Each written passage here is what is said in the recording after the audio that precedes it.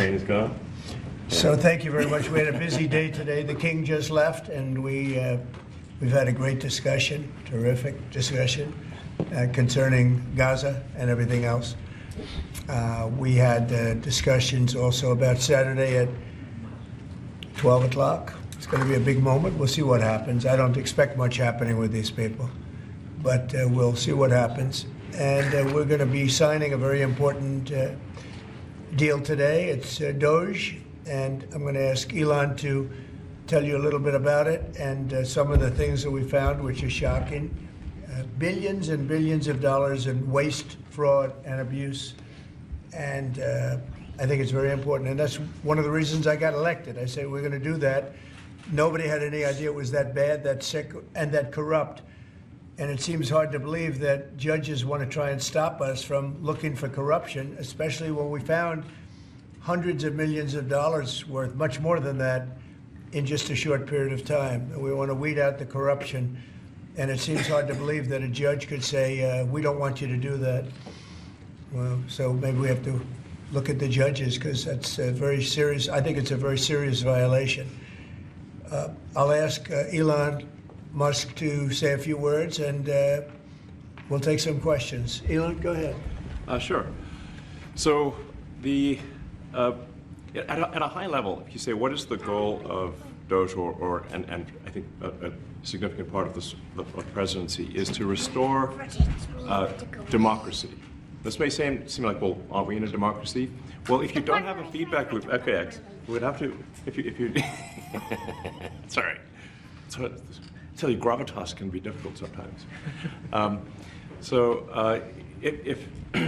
If there's not a good feedback loop from the people to the government, and if you have rule of the bureaucrat, if the bureaucracy is in charge, and then what meaning does democracy actually have?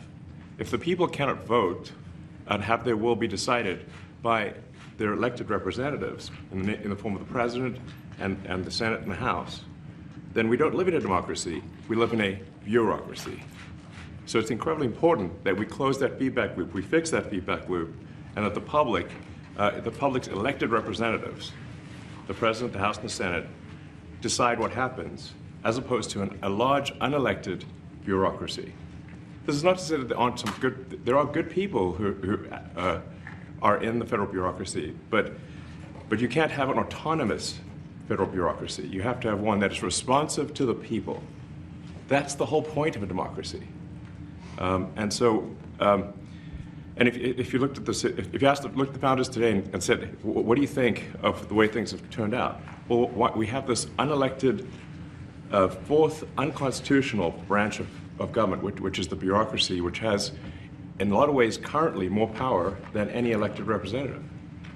And this is not something that people want, and it's not. It does not match the will of the people. So it's just something we've got to fix. And then we've also got to address the deficit. So we've got a $2 trillion deficit, and if we don't do something about this deficit, the country's going bankrupt. I mean, it's really astounding that the interest payments alone on the national debt exceed the Defense Department budget, which is shocking, because we spend a lot of money on defense. But if that just keeps going, we're essentially going to bankrupt the country. So what I really want to say is, like, it's not optional for us to reduce the federal expenses. It's essential. It's essential for America to remain solvent as a country, and it's essential for America to have the resources necessary to provide things to its citizens and not simply be servicing vast amounts of debt.